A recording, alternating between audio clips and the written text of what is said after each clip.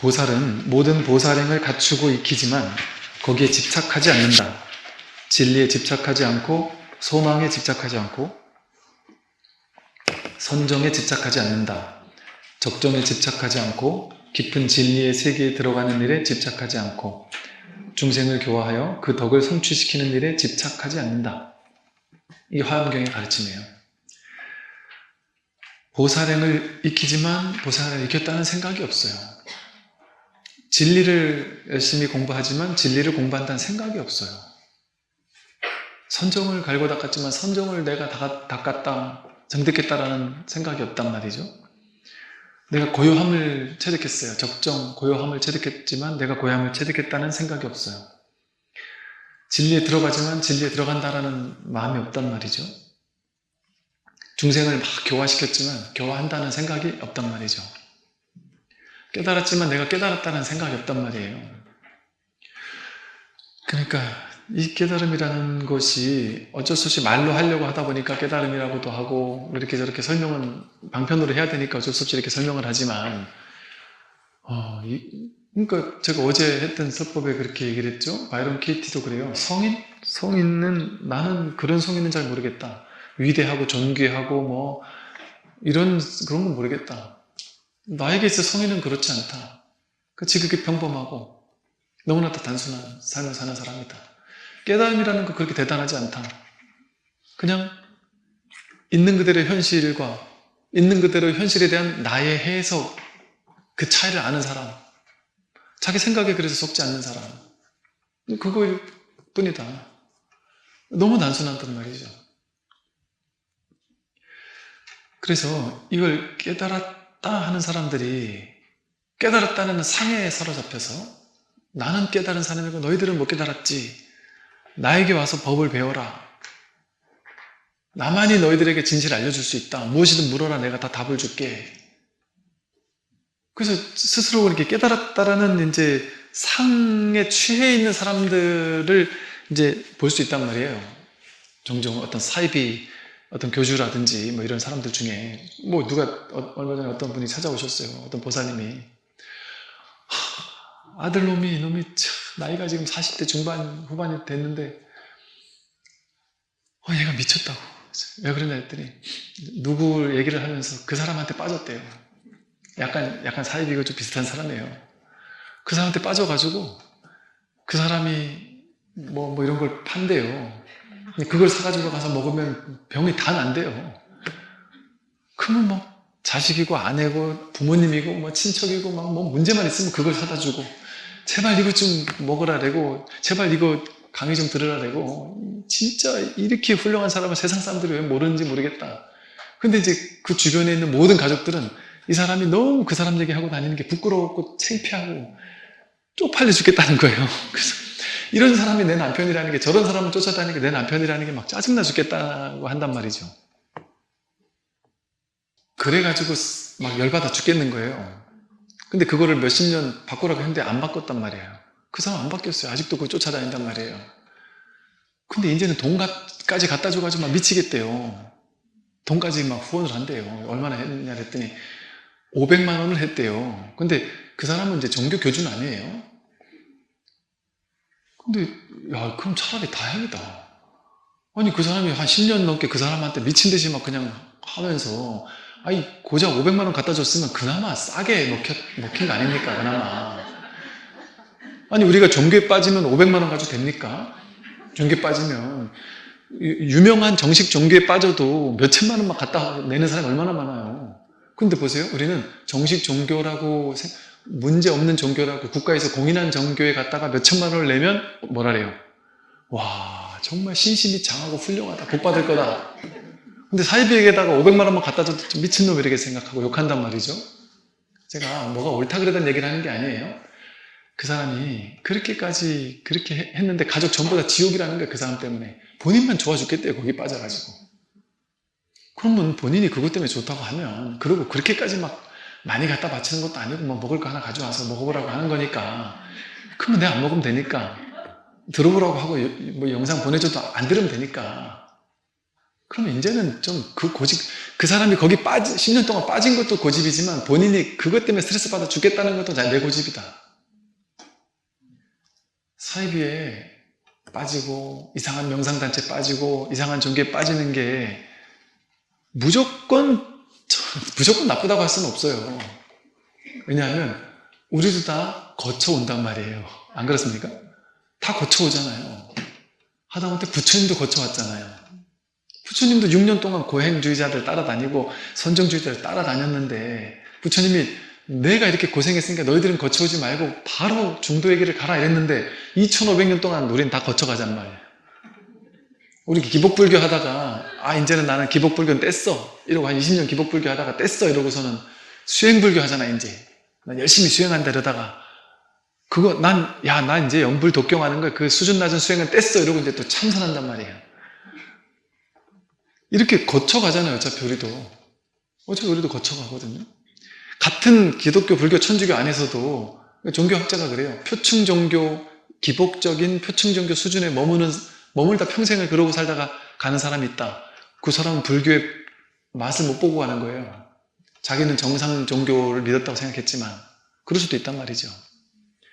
이게 진짜 종교에서 말하고자 하는 핵심 당처를 맛도 보지 못하고 나는 불교하고 왔다 이런 사람도 있단 말이에요. 이럴 수 있단 말이죠. 제가 그렇다고 해서 사이비 종교 잘됐다 좋다 거기 가도 된다는 얘기를 하는 게 아니에요. 어지간하면은 어떻게든 끄집어내려고 노력해야 돼요. 근데 그게 너는 지금 사이비에 빠져 있어 하고 욕을 하는 동안은 그 사람이 내 말 안 들어요. 내 말 안 들어요 절대. 그러니까 오히려 역효과가 난단 말이죠. 그렇게 하면 그럼 마음을 열고 그냥 그래. 제가 그랬잖아요. 저도 20, 30대 때 불교 안에는 깨달음이 없을 것 같아가지고 여기저기 이것저것 막 두루두루 막 그냥 봤다니까요. 이것도 가보고 저것도 가보고 뭐 이렇게 뭐 있어요. 이렇게 거 갔더니 어느 곳에 거기는 좀 호기심으로 누가 막 거기 뭐 희한하게 있는데 이게 진짜인지 한번 봐달라고 해서 호기심으로 갔더니 뭐 희한한 걸 가르쳐요. 그러면서 이제 저보고 이제 스님이 누구든지 힘든 사람 있으면 가가지고 이렇게 딱 이렇게 이 방법을 써서 이렇게 해주면 그 사람이 금방 낫는데요. 해보래요. 낫는다. 스님이 내가 해보니까 너무 이게 기가 좋으셔가지고 금방 낫게 해주는 신통이 이미 지금 갖춰져 있다고 하면서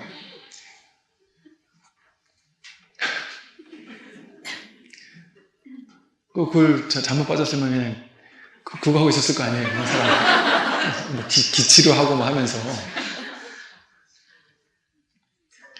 그때 제가 느낀 게 그 사람은 이미 다 전수했대요. 그래서 하게 되면 다 난대요. 야 이게 참 진짜 뭐랄까 이제 허망한 것들이 많아요. 그래서 이제 그걸 무조건 좋다는 얘기 아니라 그것이 잘못됐지만 거기에 내가 과도하게 절대 안 되고 고집하면 그것도 내 고집이에요. 그리고 부처님도 그랬어요. 쉽게 말해 야 사이비도 먹고 살아야 되는데 아니 그랬거든요.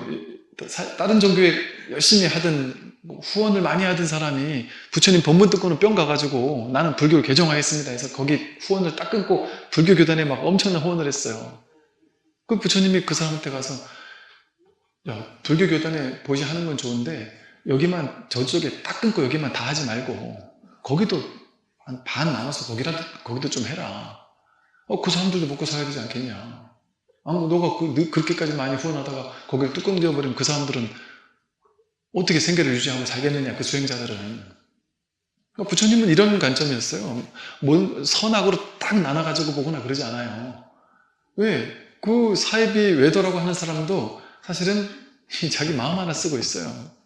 본래 부처는 변함없어요. 근데 자기 생각으로 견고하게 쌓아 올린 그 자기 생각을 굳게 믿고 있는 거예요. 아니면 스스로도 그걸 진짜라고 믿고 있거나 아니면 아예 대놓고 사기를 치려고 작정을 했거나.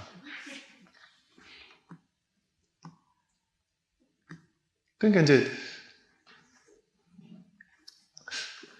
돌아왔어요. 그런 사람만 문제가 아니라 바른 이 공부를 하는 사람도 자기가 나는 훌륭한 법을 공부해라고 상해에 얽매여가지고 나는 뭐 깨달았어, 나는 도인이야, 너희들은 다 세상 사람들 다, 희한하게 공부처에도 그런 사람들 많아요, 은근히. 다녀보면요. 안목이 나쁘진 않은데, 뭐라 하냐면, 다, 훌륭한 사람들 얘기하면서 다 틀렸대요. 그 사람은 뭐가 틀렸고, 이 사람은 뭐가 틀렸고, 이 선생님 뭐가 틀렸고, 저 선생님 뭐가 다 틀렸어. 나만 옳아. 나만 옳다는 얘기를 하는 사람 은근히 많아요, 이 도판에도 보면. 근데 어지간하면 저 사람은 까면 안 되는데 싶은 사람들조차 다 까요. 모두 까기. 그럼 나만 옳은 거야, 나만 옳다. 그게 나의 깨달음은 확실하다. 저 사람 아직 멀었다. 그렇게 얘기를 한단 말이죠.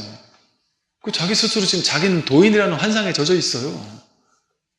근데 나는 그 사람의 깨달음이 의심스러워요. 옛날에는 그렇게 얘기하면 너무 자신감 있게 얘기하니까 와, 저 사람이 뭔가 있나 보다 이렇게 생각했었거든요. 지금은 의심스러워요. 저 사람이 나름 공부를 해서 나름의 깨달음의 안목은 좀 밝혔을지 몰라도 자기가 스스로 깨지 못하는 법에 대한 자기가 깨달았다는 깨달은 에고가 있어버리면 그게 어떻게 깨달은 사람이에요. 어리석은 중생의 에고가 깨달은 잘하는 에고로 바뀌었을 뿐인데. 그래서 이게 화엄경이 말하는 이 화엄경은 쉽게 말해서 조금 수준이 높은 법문이란 말이에요. 화엄경에서 이 얘기를 하고 있단 말이에요. 진짜 보살은 했지만 갖추고 있지만 거기 집착하지 않는다. 법을 깨달았지만 깨달았다는 데 집착하고 상을 내지 않는다. 선정, 적정 다 얻었지만 거기에 자기 스스로 도취되어서 나는 이런 사람이야 이런 생각을 하지 않는단 말이죠. 우리도 마찬가지예요. 우리 신도님들도 마찬가지입니다. 이거 내가 꼭 말씀드리고 싶은데 이 법문 듣다가 이제 약간 이렇게 경계의 변화가 일어났어요. 예를 들어 어떤 일별을 했다고 할 수도 있고 나름의 어떤 체험이 있었어요. 저는 일별이니 견성이니 이런 얘기를 하는 걸 좋아하지 않는 이유가 의외로 많은 분들이 어떤 나름의 또 체험을 하고 나서 이게 말을 하고 싶어 미치겠는 거예요. 난 이런 걸 체험했어라는 걸 이게 티내고 싶어서. 그리고 자신이 다니는 그 불교단체나 신행단체나 이런 곳에서 뭐라고 이렇다 저렇다고 그 절에서 예를 들어 기도를 한다, 백일기도를 한다. 그러면 그걸 그냥 백일기도 하는구나. 아니 부처님이 시론계론 생천론 하는 이게 낮은 수준의 방편을 부처님도 하셨단 말이에요. 그러면 백일기도 하는 사람들은 백일기도를 열심히 하는구나, 열심히 하십시오 하고, 아니 어디 나가 사기치느라고 100일 동안 사기치는 것보다는 100일 동안 앉아가지고 기도한다니까 얼마나 좋은 일이에요. 그럼 좋게 기도하면 좋잖아요. 이렇게 그걸 가지고 분별할 필요 없단 말이에요. 잘하고 있구나 하고 바라보면 되는데 꼭 거기서 이제 공부 좀 했다는 사람들 한마디를 꼭 하고 싶어요. 야, 너희들 아직까지 그 기도 같은 거에 매여 있냐? 아직 그거를 졸업을 못했냐? 이러면서 아주 수준 낮은 사람들이라는 눈동자로 바라보면서 그런 사람도 있다니까요. 자기가 공부 좀 됐다고 이 공부만 진짜 최고인 것 같이 생각하면서 남들을 얕잡아 보면서 심지어 남편 아내까지 그냥 야, 난 너희들과 달라 이제 약간 이런 뉘앙스로 이 중생들 말이지 저 중생 어떻게 구제하나 하면서 저한테서 그런 걸 질문한 사람도 있다니까요. 스님 제가 이걸 조금 맛을 봤는데도 불구하고 저놈들이 너무 어리석게 하는 게 다 보여가지고 그냥 이걸 말해주고 싶어 미치겠다고 한두 번 얘기를 했더니 사람들이 나를 이상한 놈 쳐다보듯이 하고, 심지어 이 공부로 내가 뭔가 이렇게 이걸 알 것 같다는 얘기를 했다가는 내가 완전 그 단체에서 이상한 놈으로 이렇게 될 것 같다. 그렇게 될 수 있어요. 미친놈 소리 들을 수도 있어요. 그럴 수도 있어요. 왜? 한국 불교에서는 견성이라는 건 어마어마한 거예요. 그러니까 쉽게 말해서 그래서 저는 이렇게 얘기를 해요. 제가 가르쳐 드리는 거는 성불, 견성, 깨달음, 열반, 해탈 그런 거 아니다. 그런 건 난 모른다. 왜? 우리가 그림 그려놓은 그 어마어마한 깨달음 있잖아요. 난 그런 건 몰라요. 정말 몰라요. 그런 걸 줄 수가 없어요. 나는 고작 이 아무것도 아닌 것밖에 알려드릴 수가 없어요. 눈앞에 있는 이 현실, 있는 그대로의 진실, 생각을 따라가니까 괴롭다라는 이 단순한 사실, 그냥 이것뿐이거든요. 여기 무슨 깨달음이 따로 있어요. 깨달음이 따로 없어요. 그런데 처음에는 깨달음이라는 중간에 이 환상의 성을 만들어 놓는단 말이에요. 깨달음이라는 아름다워 보이는 성을 가짜로 만들어 놓는단 말이에요. 그걸 법화경에서 화성의 비유라고 한다 그랬어요. 이 화성을 딱 도착한 사람이 아직 저 끝까지 못 가고 여기까지밖에 도착 못한 사람이 야, 내가 도착했구나. 내가 깨달았구나. 내가 뭐 어떻게 했구나 하고 막 상이 생긴단 말이에요. 공부한다는 상이. 이건 환상의 성인데 여기서. 그래가지고 자기가 뭐 공부한 도인인 것처럼 공부 잘 된 사람인 것처럼 이런 상을 내세우는 동안 아직은 멀었단 말이죠. 그래서 공부를 진짜 한 사람은 뭐 본래 무일물이라고 하잖아요. 한 물건도 없다. 열반 해탈이 어디 있느냐. 그러니까 육조스님의 그 말이 있잖아요. 나는 선정 해탈을 말하지 않는다. 그냥 견성을 말할 뿐이다. 그때는 이 견성이란 말이 지금 제가 말한 요 말이었어요. 그렇게 거대한 얘기 아니었단 말이죠. 그러니까 지금 무슨 말이냐면 나는 견성을 말할 뿐이다. 이 말은 나는 그냥 진짜 자기가 내가 온 몸과 마음이 아니다라는 이 사실. 진짜 자기 본래 면모 이거를 그냥 확인하도록 해줄 뿐이지 나는 선정, 해탈 이런 거 모른다. 이런 거 얘기하지 않는다. 이런단 말이에요. 부처님이 해탈 얘기했단 말이에요. 부처님이 얘기한 것조차 난 그런 거 모른다 했단 말이죠. 육조스님이. 그 말을 왜 한지 알겠다니까요. 그게 오염된 말이 돼버렸단 말이에요. 역사를 이어오면서. 깨달음 이런 건 너무 오염된 말이 돼버렸어요. 그거 찾으면 못 깨달아요. 깨달았어도 못 깨달아요. 깨달았어도 난 이렇게 심심한 거 원하지 않았어. 어마어마한 걸 원했단 말이죠. 그런 깨달음이 어디 있겠어요. 그런 깨달음 준다고 하는데 찾아가야 돼. 그래야 되면. 근데 그런 깨달음은 나한테 본래 있는 늘 쓰고 있던 걸 줄 때는 비용이 들지가 않아요.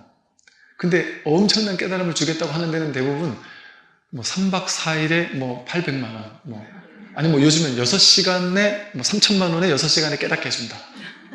이런 식의 광고를 한다니까, 신문에. 정말 택도 없는 소리예요. 그래서 그렇게 이 공부는 그렇게 뭐 깨달음이다라고 해서 그렇게 뭐 거창하게 얘기할 만한 그런 게 없고 정말 부처님께서 말씀하신 것처럼 정말 똑같구나. 심지어 깨달은 사람과 깨닫지 못한 사람이 똑같아요. 깨달은 이후의 삶도 똑같아요. 깨닫고 나면 인생의 수수 풀릴까요? 아니라니까요. 똑같다니까요. 똑같이 간다니까요. 현실은. 그러니까 이법계와 사법계는 다르단 말이에요. 현실은 현실 세계의 법칙대로 가고 출세관은 출세관 세계의 법칙대로 가는 거예요. 그래서 출세관에서의 거인들은 출세관에서 거인인 거예요. 현실에서까지 거인이 아니에요. 현실에서는 그냥 조주스님처럼 어디 시골에 다 무너져가는 절을 져놓고서 아무도 찾아오지도 않고 신도님들이 보지도 안 하는 절에서 이 신도님들이 맨날 와가지고 보시 하나 안 한다고 막 탓하면서 툴툴거리면서 살 수도 있어요. 노파로 늙어갈 수도 있어요. 조주 같은 그 거장이 깨달음의 이 법계에서는 조주 고불이란 말이에요. 부처란 말이에요. 근데 현실세계 사법계에서는 한숨 나오는 동네 노파 할아버지란 말이에요. 그냥 이게 법의 위대함이에요. 그러니까 얼마나 다행이에요, 여러분. 여러분 주변에 나보다 먼저 깨달았다, 예를 들어 이런 사람이 있다 쳐도 그건 뭐 질투할 것도 없어요. 다를 게 아무것도 없어요. 다를 게 어차피 지도 부처 쓰고 나도 부처 쓰고 산단 말이에요. 매 순간. 법이 아니면 살 수가 없어요. 다만 나는 이걸 확인을 못했을 뿐이고 그 사람은 그냥 조금 먼저 확인했을 뿐인데 다를 게 없어요. 다를 게. 늘 쓰고 있는 건 똑같으니까.